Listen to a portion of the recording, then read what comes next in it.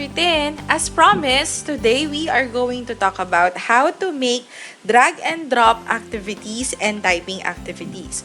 The activities are based on the story Winnie the Witch. Okay, so let's start. So the first thing we're going to do is to go to Google Slides and create a new presentation. So I started with a blank layout. For the background, what I did is I looked for a theme in Slides Carnival, like this one. So all we have to do is to copy and then go to the presentation. Click paste. Now, it's going to ask you if you want to keep your original styles in the slides or if you want to match the styles in the presentation. But since what we're going to do would be multiple types of activities, I suggest you use you pick the keep original styles so that you can copy the font also. Okay, ayan. So, let's just change the title. The title is Winnie the Witch. And then move it here. Put it at the center. Let's just drag it. Okay, for dragging, you have to look for, or you have to make this arrow with 4 arrowheads appear.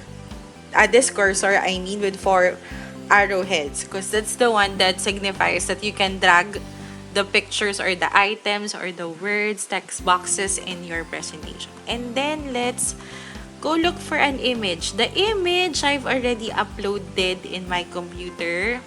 So I just go here, upload from the computer. Let's use this one. Okay, click OK. So this is a PNG. Notice the background is transparent. Okay, for this one, let's look for a shape. So go to Insert, Shape. Here, let's go to the rectangular or square ba to? Square boxes. Choose one. Here, this one. Okay, the one with the favorite ko yung medyo may edge para may konting arte. Okay, taas natin ng konti. There you go. So, notice, even says choose one here, this one. Okay, the one with the favorite ko yung medyo may edge para may konting arte. Okay, taas natin ng konti.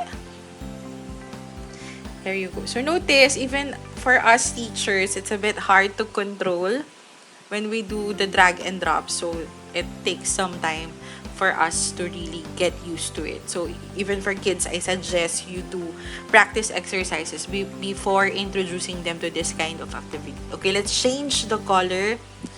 Let's go here sa fill color. Let's choose black. Okay, and then add text. For the text, let's use white so that it can be seen. So, to change the color, all I have to do is to go here, letter A, text color. Let's use white. 2 to 3. Okay. So, this is for grades 2 to 3. Activity pack 2 to 3 by Teacher Tin. So, let's just change the font after. Control A. Go here sa font section. Choose a busy. And then, put it at the center. So, align allows you to change the position. Ayan. Center. So that's our first slide. For the next slide, I'm going to design it in another presentation because what's gonna happen is that the designs will mix up. So it's best to have it in another slide. Tapos just copy it to your activity after. Okay. So here, what we need to do is to insert this one. The web of words, we need a purple web para consistent sa color ng ating theme. So, let's go back here. So, this is the part where we're going to design. Insert image. This one I got from the web.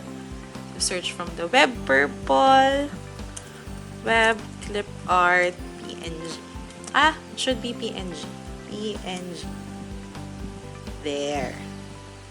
Okay, and then just click it. Then click insert.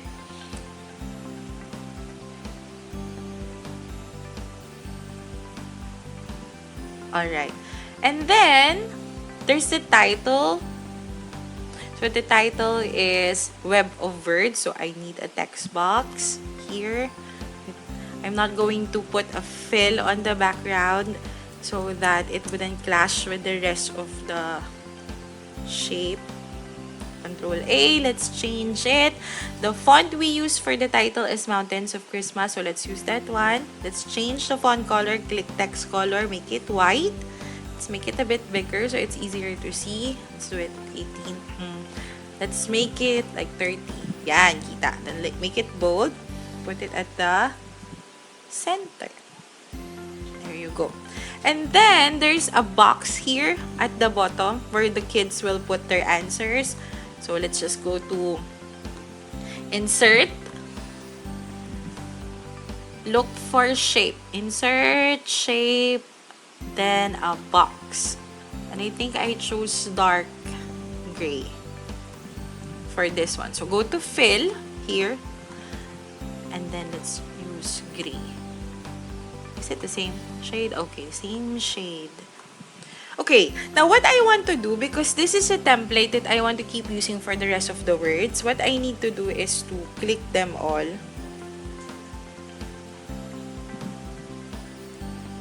Okay, so I have to group them. It's easier if they're grouped so that when you move one, you move the rest. Okay, and then, this is the one that is very important because you don't want your kid to move all the items in your worksheet. So, you have to ensure the only ones that they can move are the ones that they use for answering. So, what do? We click this, right-click, add to theme. Okay? So, since there's no other slide, let's use it for master. So, there. So, when you create it that way, if you add it to theme, hindi na siya magagalaw. Look. There, hindi na siya nakagalaw. So, cut na natin kasi we will create a new slide later anyway. Okay, and then paste. Again, it will ask you when you import the slide if you want to link it, that's one, or if you want to keep or match the style in the presentation. Let's just keep the original styles para hindi mag-a-apply yung theme natin with the rest of the slide. So, we need 4. So, just duplicate it. Right-click, then duplicate slide.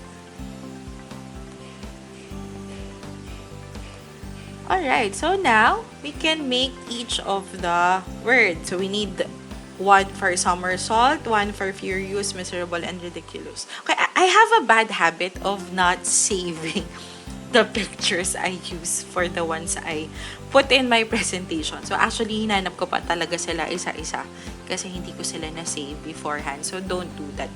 It's best for you to save. That's why one slide we won't do. I'll just copy kasi I don't have it with me. Okay, ayan. Lagay natin dito.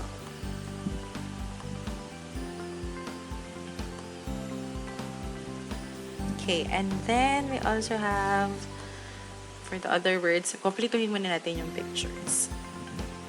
Okay, now we have the pictures. Let's make the options. So, insert text box because you want it to be something that you can move. Click inside. Change the font. So, it's a BZ. Change the font color. Let's make it white. Let's change the size. Let's make it at around 25 para kitang-kita ng kid. Okay, so what are the options? Somersault. I think I didn't use the same font. Let's check. What font is this?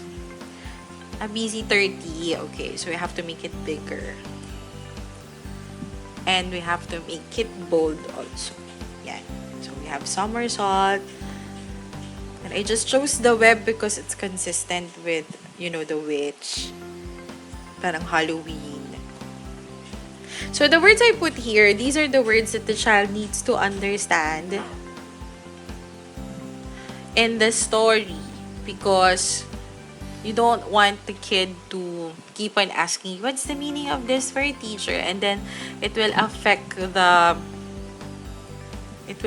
your discussion of the story. So you would want to discuss the meanings of these words first so that your flow as you discuss the story is more fluid.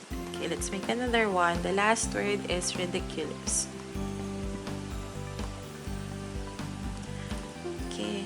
I hope I spell it right. Okay, so we just have to copy this. 1, 2, 3, before. Control C. Go here. Control V. Notice the only things that you can move here would be the picture and then the words. So you want to limit the number of items in your slide that the child can manipulate so that the slide wouldn't get destroyed. Kasi actually yung pagpindot pa lang and to make the cursor appear is a challenge already. Sometimes nare-resize nila yan, nare-reverse nila. Okay, so you want it to be less stressful on both ends sa teacher na gumawa ng worksheet and dun sa bata. So, alright, so the next part is the vocab review. So, it looks like this one. Yan. Okay, so we're going to copy again from here sa Slides Carnival. Actually, either from here or the one that you made earlier. So, Control C. Okay, so make a new slide. So, blank. And then, let's just copy this one. Keep the original style so that we don't need to keep on changing the font. So, this one will be vocab review. Vocabulary.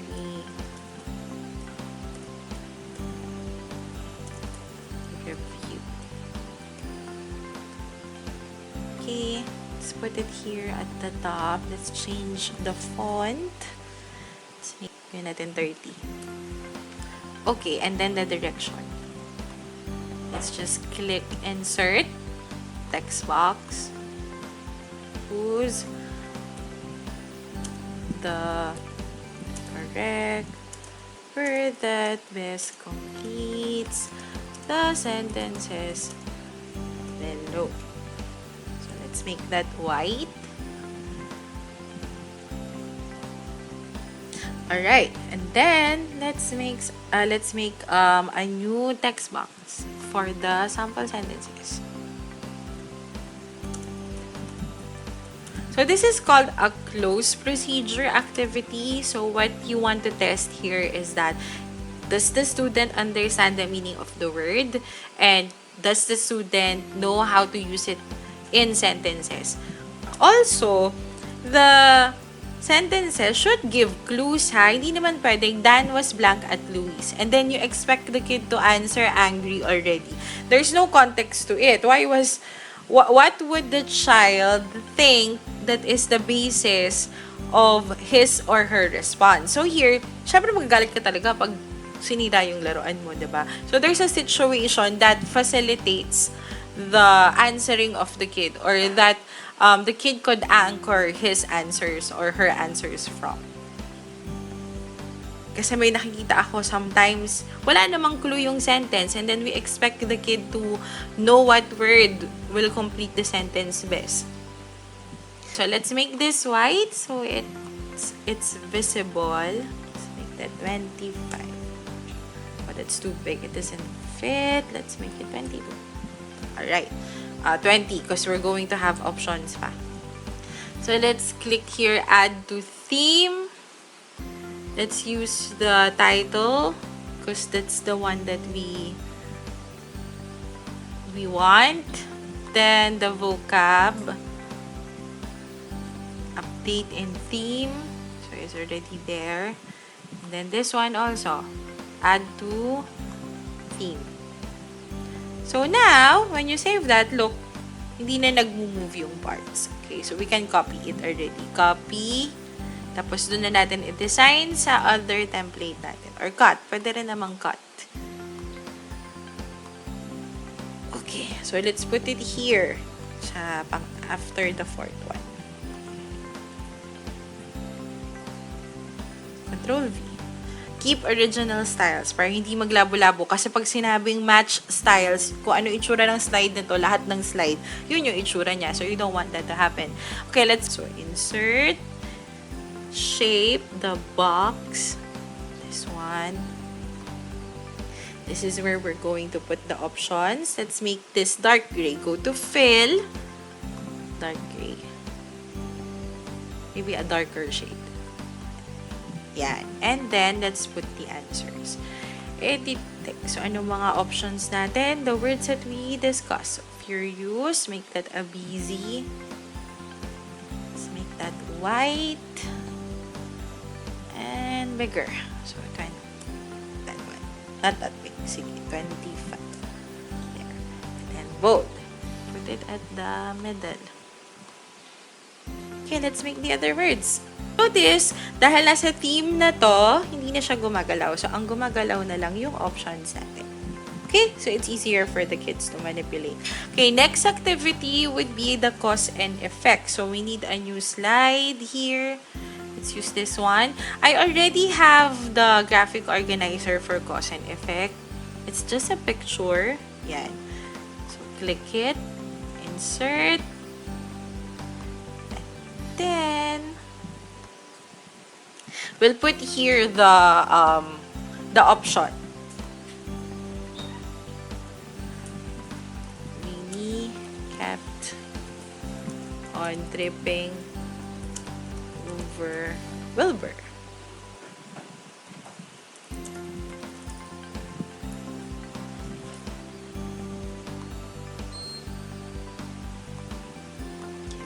This is supposed to be a busy. Put it at the center. Click Align Center. Then let's put the designs, image. This one, let's use this one. And because these are things that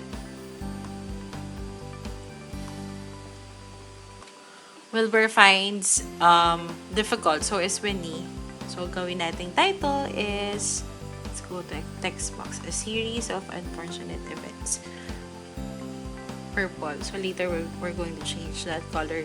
Let's use Mountains of Christmas. So, it's the title, so let's make it bigger. 25 or 20. It's too long. Let's use 20. Okay, put it at the middle. And then, let's use purple. Okay, so there. So, I just put the title, a series of unfortunate events. Now, these you don't want to move. So, all of these we have to add sa theme. So, let's try to see if we can group them first because it's easier if we group them first. Ayan. Okay, so, the next thing we need to do is to click it again and add to theme. So, let's use master because this is the main one. Then, we can na lang cut and then put it here.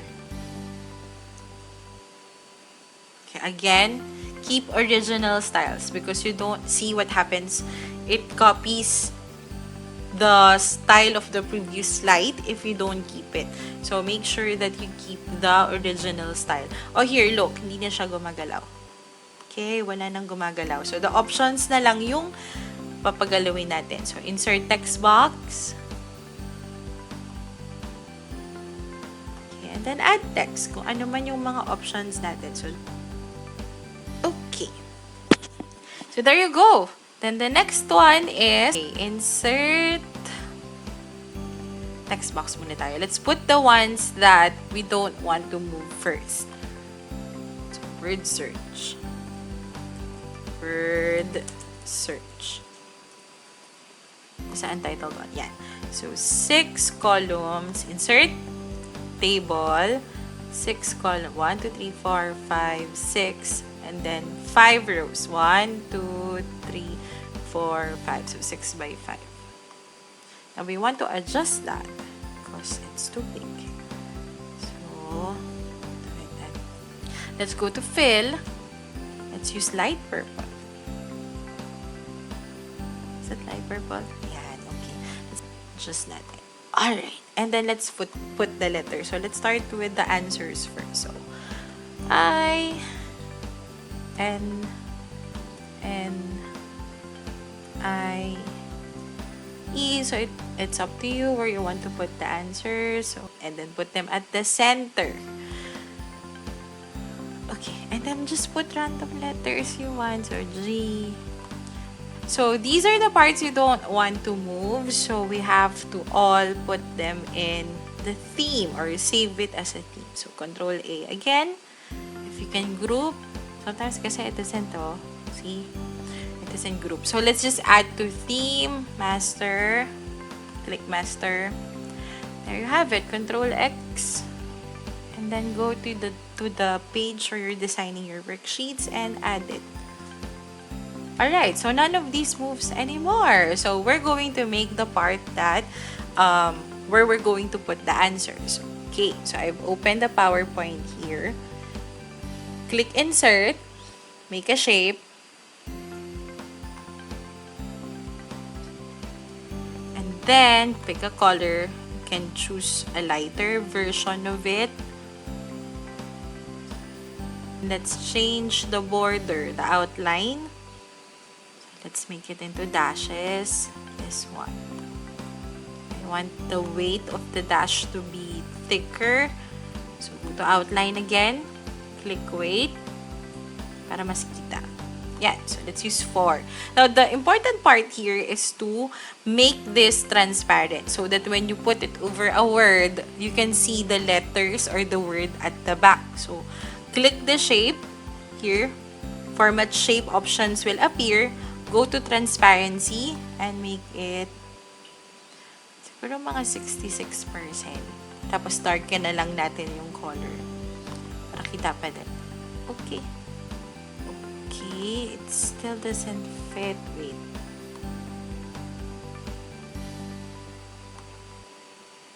Okay, the next thing we need to do is to adjust transparency. So, go to adjustments.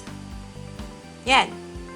So, medyo mahirap siya, no? Kasi ang daming steps. Yan, para kita yung sagot. So, I went to adjustments pa ha, kasi yung transparency sa PowerPoint hindi siya enough. So, ayan. Adjust pa natin here sa Google Slides. Okay, there. That's better.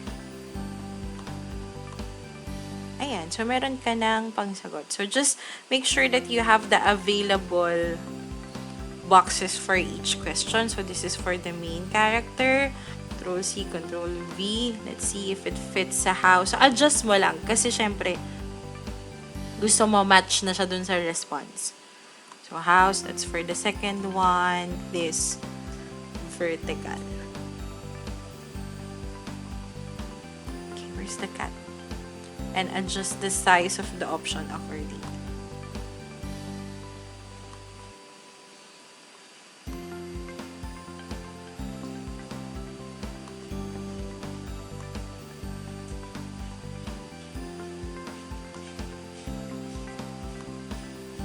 There, okay. So, that's for the pet of the main character. So, let's just put it there.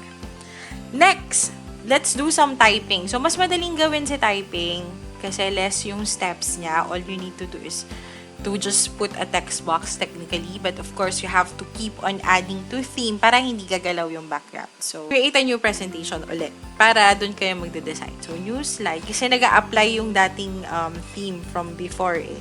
So, layout. Let's make it blank. The next one is a word of advice. So, click the image from your computer. So, I just look for a notepad where the kid can answer. It's just like this. I want to crop this kasi may excess na na space. Sayang. So, crop natin siya para ma-extend pa natin lalo. Okay, yan. Para mas malaki. Mas maraming space mag-type.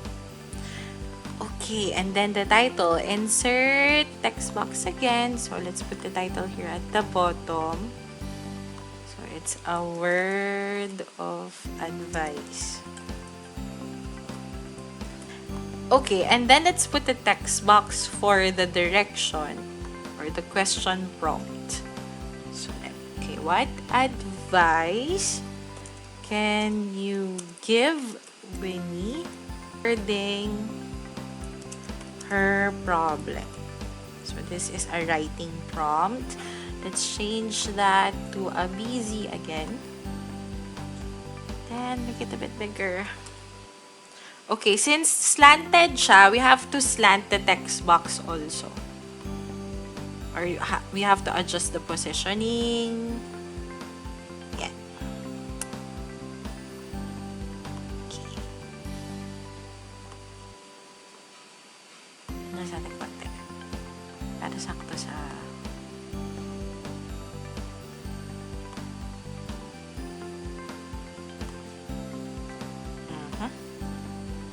Okay. I think that should be enough. Okay, you don't want these parts to be moving, so Control A. If possible to group, so group. And then add to theme. Master. Okay, then Control X. See, kinakopy niya, oh. So, dito tayo. This one, the second one. Cut. Go to here. The one where we're doing the activities. Right-click. Control V. Paste. Keep original styles. Yan. Alright, so the other parts are not moving anymore. So what you need to do is to put an insert, to put a text box where the kid will answer. So how long do you anticipate the answer would be? So ganyan. Adjust na lang the text box kasi medyo nakatagilid siya. Okay, so when you give this to the kid, click lang niya yung text boxes, pwede na siyang mag-type. Ganyan, kung ano man gusto niyang advice for Winnie. Okay, next one is, mas madali yung typing kasi less steps. Next one is a basic character profile. So, let's create a new one. Close natin yan. Let's create a new presentation again. I design on a different presentation para hindi magalo-halo. Kasi magkakaiba sila ng design. You don't want the design to mix with the others. Still, if you can think of a better name, like Spotlight on Winnie, that's also fine. It's up to your creativity. Character profile. Okay, let's change the font.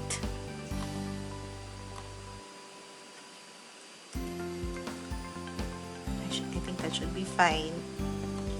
So again, unahin nyo yung mga ayaw nyong gumalaw na parts ng slide. So let's put this at the bottom. By the way, the pictures of Winnie, all you need to do is to go to a new tab and then search Winnie and Wilbur PNG. All of the pictures that I use for the activities can be found here. Hindi siya kaya kapag sinerch mo within Google Slides. So nag-open pa ako ng new tab. Just adjust here. Para kunwari, she's the one presenting information about herself. So, let's look for shape call-outs. So, these are the ones that look like yan. Dialogue boxes. Ayan. Okay. Let's make one. Let's adjust this one. Point it near her. So, it seems like she's the one talking. I didn't change the color of the fill anymore.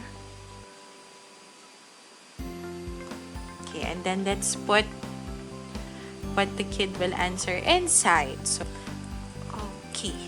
And then the other boxes would refer to her personality trait. So, dapat boxes lang. Okay, insert. And then shape. At text my personality traits. So these are the basic parts of a character profile. Personality traits. Maybe we will ask the kid to list at least 3. At least 3. So, teka. Let's make that 20. Pero medyo malaki. Okay. Then let's put a bullet. So here, beside the numbers, bulleted list. 1. Again, Control Z, we put a line.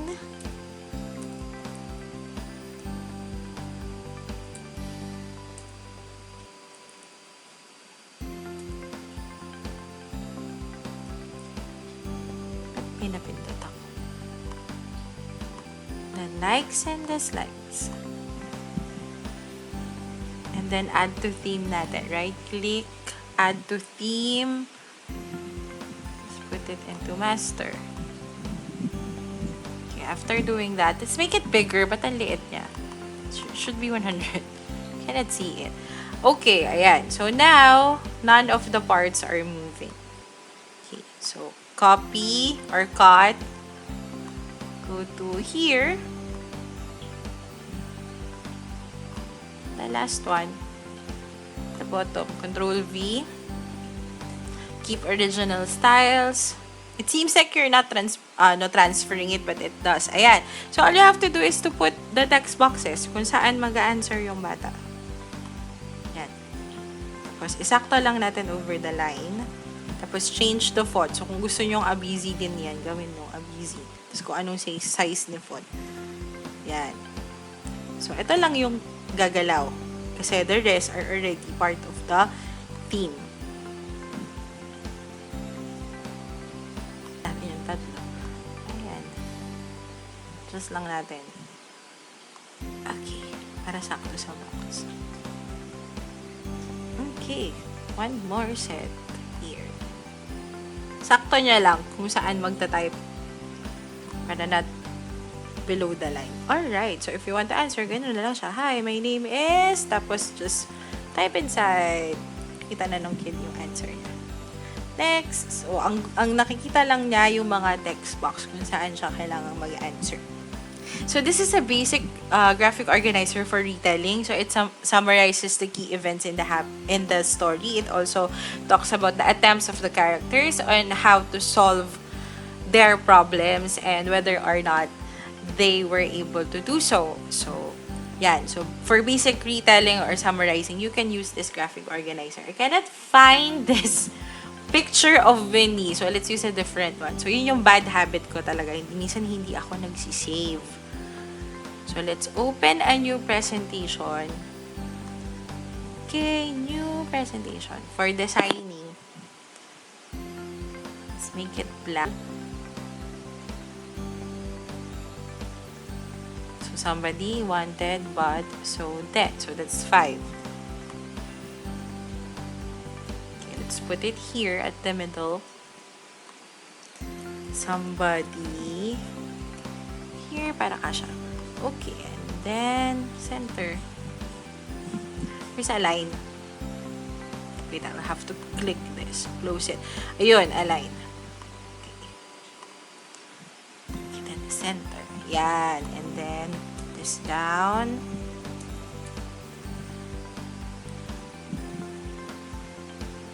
Lang natin. Okay, we want to have a lot of space because it's where the kid will write, and then let's just fill this with a different color. Let's make this purple. Go to fill, light purple there, and then add Winnie. Let's add Winnie and insert image. I cannot find the exact picture that I use, so let's use this one instead. Okay, ayan. Kita na lang natin siya. Okay. Pwede natin siya ilagay dito kasi yung somebody naman, it's just winning over and over again. Ang mag-vary lang naman dito would be the content in the box. So, you can add rows according to the number of events that you want your kid to do. Okay, so this is the part that you don't want to move. So, click them all. Control A.